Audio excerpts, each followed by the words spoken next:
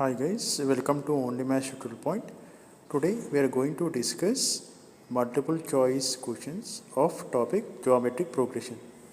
Okay, what is given here? Find ninth term of the series, that is 5, 10, 20, 40 and so on. That is a given series and options are 1024, B is 980, C is 1280, D is 320. We need to find the ninth term of the series.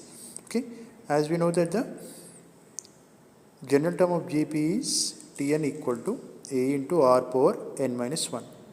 So we need to find nth term, that is T9.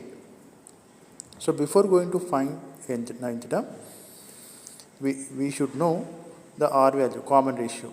So what is R formula? T2 by T1, that equal to T3 by T2, so on, T4 by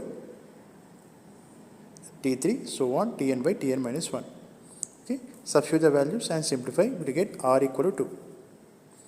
After getting R equal to 2, substitute the values in the general term, that is T9, because they are asking to find ninth term.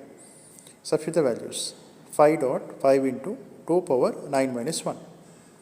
Okay, where 5 is the first term and R is the formula, that is we got 2, and n power n minus 1, that is Tn, n is 9 here.